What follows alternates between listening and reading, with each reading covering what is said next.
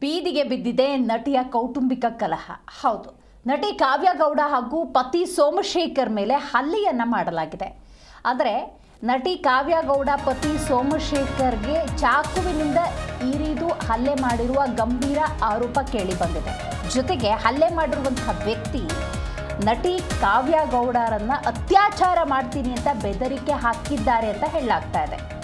ಸೋಮಶೇಖರ್ ಅವರ ಸಂಬಂಧಿಯಿಂದ ನಡೆದಿರುವಂತಹ ಹಲ್ಲೆ ಯತ್ನ ಇದು. ರಾಮಮೂರ್ತಿ ನಗರ ಸ್ಟೇಷನ್ನಲ್ಲಿ ಸದ್ಯ ದೂರು ಕೂಡ ದಾಖಲಾಗಿದೆ.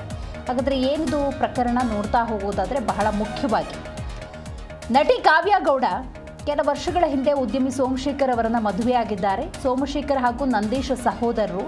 ಸೋಮಶೇಖರ್ ಕಾವ್ಯ ದಂಪತಿ ಹಾಗೆಯೇ ನಂದೀಶ್ ಮತ್ತು ಪ್ರೇಮ ದಂಪತಿ ಒಂದೇ ಮನೆಯಲ್ಲಿ ವಾಸ ಇರ್ತಾರೆ. ಅಂದರೆ ಅಣ್ಣ ತಮ್ಮಂದರು ಜೊತೆಗಿರ್ತಾರೆ. ಆದರೆ ಈ ಓರ್ಗಿತ್ತಿಯರು ಏನಿದ್ದಾರೆ ಕಾವ್ಯ ಮತ್ತು ಪ್ರೇಮ, ಇವರ ನಡುವೆ ಆಗಾಗ ಮನಸ್ತಾಪ ಆಗ್ತಾನೆ ಇರುತ್ತೆ.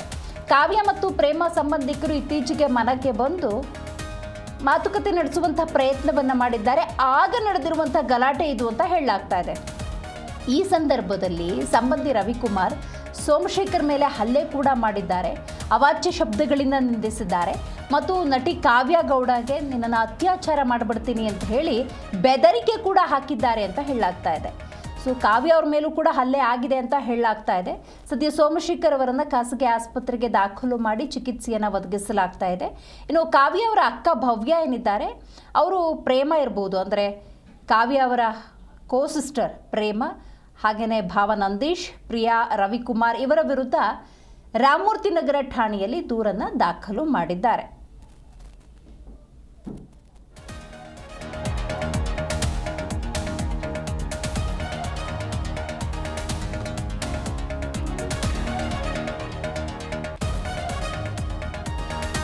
ಹೌದು, ಸೋಮಶೇಖರ್ ಹಾಗೂ ನಂದೀಶ್ ಇಬ್ಬರು ಕೂಡ ಸಹೋದರರು.